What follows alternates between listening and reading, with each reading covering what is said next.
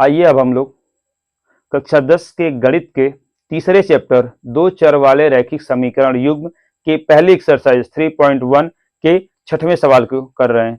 ये क्वेश्चन हम एनसीईआरटी से लिए हैं। ठीक है, तो एनसीईआरटी का गणित का तीसरे चैप्टर का पहले एक्सरसाइज की हम छठवें सवाल को कर रहे हैं। सवाल क्या है, ध्यान से देखिए। एक रैखिक समीकरण 2x + 3y = 8, यहाँ लिखा है 2x + 3y = 8 दी गई है। दो चरों से एक ऐसी रैखिक समीकरण लिखिए जिनसे कि प्राप्त युग्म ग्राफी निरूपण जैसा कि पहला प्रतिच्छेद करती रेखाएं हो। पहला आप जो समीकरण लिखना वो कैसा होना चाहिए, प्रतिच्छेद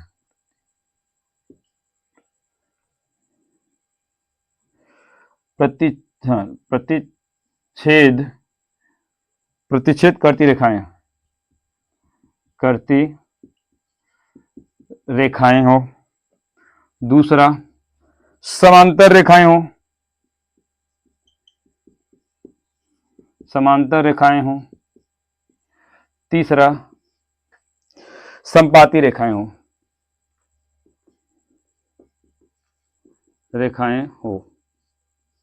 देखिएगा, कह रहा है कि इस समीकरण के साथ एक और ऐसा समीकरण लिखिए जिसका ग्राफी निरूपण प्रतिच्छेदी रेखाएं हो, समांतर रेखाएं हो और संपाती रेखाएं हो। तो हम पहले के लिए करेंगे, जब रेखाएं प्रतिच्छेदी हो, जब रेखाएं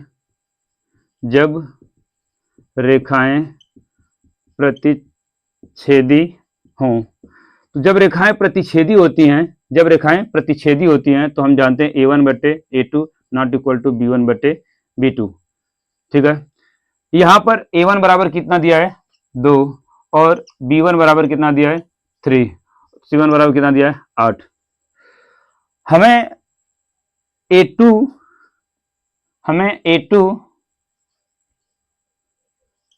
b2 और c2 का ऐसा मान लिखना है जिससे रेखाएं क्या बन जाए, प्रतिच्छेदी। तो हम कुछ भी लिख सकते हैं। ठीक है, a1 का मान 2 बराबर नहीं करना, 2/3 कर दीजिए, और इधर कितना है, 3/5 कर दीजिए। देखिए ये बराबर नहीं है, मतलब आप a2 बराबर क्या लिख दें, 3, और b2 बराबर क्या लिख दें, 5। तो हमारा समीकरण क्या बन जाएगा, कुछ सी का कुछ भी मान रख सकते हैं। तो समीकरण कैसे लिख जाएंगे, जो समीकरण हमें बनाना है वो a2x + b2y + c2 = 0 लिखना है।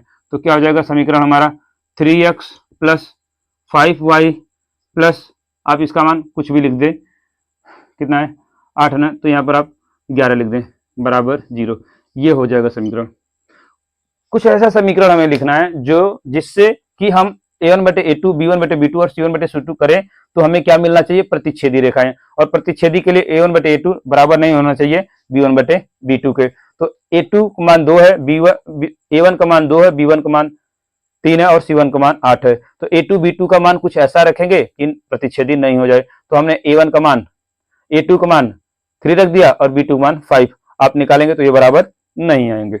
इससे ये वाली जो रेखाएं हैं, ये रेखा इस रेखा के साथ प्रतिच्छेदी रेखा हो जाएगी। ठीक है, आप इसकी जगह कुछ भी लिख सकते हैं, कुछ ऐसा मान दोनों b1 a1 और b1 का कुछ ऐसा मान रखिए, सॉरी a2 और b2 का कुछ ऐसा मान रखिए कि a1/a2 बराबर न आए b1/b2 को। तो आप ऐसा कुछ भी मान रख सकते हैं। अब आइए देखते हैं इसके दूसरे पार्ट को। कह रहा है दूसरा पार्ट है, जब रेखाएं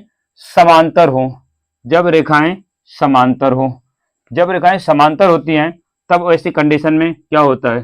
दूसरा क्या है, जब रेखाएं समांतर हो। तो जब रेखाएं समांतर होती है तो a1/a2 बराबर होता है b1/b2 बराबर होता है c1/c2 के। ठीक है, a1 का मान कितना दिया है, a1 का मान दिया है 2, b1 का मान कितना दिया है 3, c1 का मान कितना दिया है, c1 का मान कितना दिया है 8। अब a2 b2 देखिए, a2 b2 और c2 का मान कुछ ऐसा रखना है कि ये इस अनुपात में आ जाए। तो इसका आप देखिए, a1 का हम दुगुना तिगुना या चरगुना इसी हिसाब से रखेंगे। 2 से गुणा करके रख दीजिए, 2 दूनी 4, 3 दूनी 6, 8 दूनी 16 रख दीजिए आप। ठीक, A1 B1 C1 का, तो समीकरण क्या बन जाएगा हमारा 4x प्लस 6y बराबर कितना हो गया 16, बराबर कितना हो गया 16। ये समीकरण आप रख दीजिए, ठीक है, बराबर की इधर है तो बराबर की इधर ही रखिएगा 16। ये वाला समीकरण एक ऐसा समीकरण है जिसके साथ यह समीकरण एक समपाती रेखा बनाएगा, ठीक है, देख लीजिए 2/4, 3/6, 8/16, इसे काटेंगे तो कितना आएगा 1/2 बराबर 1/2 बराबर 1/2। देखिए ये बराबर आ गया, इसका मतलब इस दोनों समीकरण से जो बनेगी रेखाएं वो समपाती होंगी, मतलब एक दूसरे पर ही होगी। अब आइए देखते हैं तीसरे पार्ट को। तीसरा पार्ट कह रहा है कि जब रेखाएं समपाती हों, ओहो ये तीसरा था, ध्यान रखिएगा, जब रेखाएं समांतर हों, सॉरी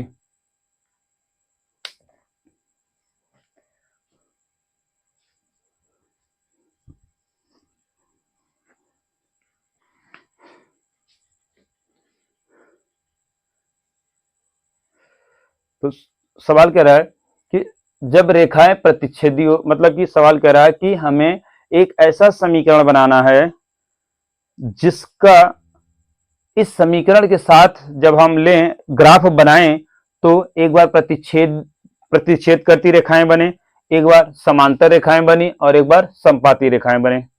ध्यान से सवाल पढ़िएगा। सवाल में कह रहा है कि एक ऐसा समीकरण लिखिए जो इस समीकरण के साथ अगर ग्राफ खींचा जाए तो प्रतिच्छेदी रेखाओं को दिखाए, एक ऐसा लिखिए जिसमें समांतर रेखाओं को दिखाएं और समपाती को दिखाएं, और तीसरा क्या है समपाती दिखाएं, अलग अलग दिखाना है। तो अब हम लिखेंगे जब रेखाएं प्रतिच्छेदी हों, जब रेखाएं क्या हो प्रतिच्छेदी, तो हम क्या जानते हैं A1/A2 बराबर नहीं होना चाहिए B1/B2 को। हम C1 के बारे में कुछ चर्चा नहीं करते हैं। तो देखिए A1 बराबर कितना है 2, B1 बराबर कितना है 3, C1 बराबर कितना है 8। वैसे तो उसको इधर लेकर आएंगे तो C1 का मान कितना हो जाएगा C1 बराबर कितना हो जाएगा -8। अब हमें A2 B2 का कुछ ऐसा मान बताना है जिससे रेशियो बराबर ना हो, तो आप कुछ भी लिख लीजिए, A1 बराबर 3 लिख लीजिए, B1 बराबर 5 लिख लीजिए। देखिए बराबर नहीं आएगा, ठीक है, देख लीजिए A1 का मान 2/3 इधर हो जाएगा 3/5, ये बराबर नहीं है। ऐसी कंडीशन में रेखाएं क्या होगी समपाती सॉरी प्रतिच्छेदी होंगी। तो हमारा समीकरण क्या बन जाएगा, समीकरण क्या बन जाएगा, जैसे क्या A2x plus B2y plus C2 बराबर 0। A2 का मान आपने क्या रखा है 3x धन 5y धन कुछ भी लिख लीजिए, वहां पर कितना है 8 है तो यहाँ पर आप 10 लिख लीजिए बराबर 0। ये रेखा और ये रेखा दोनों एक दूसरे की कैसी होंगी प्रतिच्छेदी होंगी, दोनों कैसी होंगी प्रतिच्छेदी होंगी, ठीक है, इनका अनुपात निकालेंगे तो इतना ही आएगा, प्रतिच्छेदी रेखाओं को दिखाएगा। अब आते हैं दूसरे सवाल पे। दूसरे सवाल में क्या कर रहा है कि कुछ एक ऐसा समीकरण लिखिए जिनका इस समीकरण के साथ जब हम रेशियो लें या ग्राफ बनाएं, इस समीकरण के ग्राफ को और दूसरा जो हम समीकरण लिखेंगे उसके ग्राफ को जब हम खींचें तो समांतर रेखाएं बने। तो दूसरा क्या है जब रेखाएं समांतर हो, जब रेखाएं समांतर हो, जब रेखाएं समांतर होती है तो हम क्या जानते हैं A1/A2 बराबर B1/B2 not equal to C1/C2, ठीक है। तो A1 का मान रखिए, देखिए A1 बराबर कितना है 2, B1 बराबर कितना है 3, C1 बराबर कितना है -8, इसको इधर लाके लिखेंगे, ठीक है ना। अब हमें A2 B2 और C2 का कुछ ऐसा मान रखना है कि इस वाली प्रॉपर्टी को फुलफिल करे।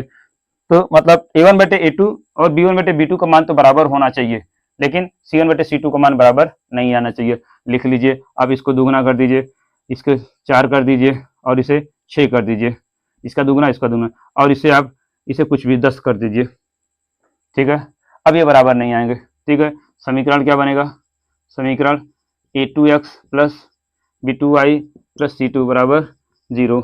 A2 का मान कितना है 4x प्लस B2 का मान कितना है 6y प्लस 10 बराबर 0। अब इसमें ये समीकरण दूसरा हो गया। अब इसका और इससे अनुपात लेंगे तो देखिए A1/A2 बराबर B1/B2, लेकिन C1 और C2 का मान बराबर नहीं आएगा। तो ऐसी कंडीशन में ये रेखाएं और ये रेखाएं दोनों कैसी हो जाएंगी, समांतर हो जाएंगी। दोनों रेखाएं कैसी हो जाएंगी, समांतर हो जाएंगी। आप अपने से कोई भी वैल्यू रख सकते हैं, कोई भी मान रख सकते हैं, बस इतना ध्यान रखिएगा कि उस कंडीशन को, उस प्रॉपर्टी को फुलफिल कर रही हो। ठीक है, अगर समांतर पूछा है तो दोनों का रेशियो समांतर आना चाहिए।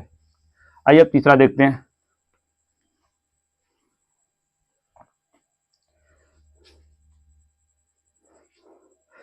आइए अब हम तीसरा देखते हैं। जब रेखाएं समपाती हों,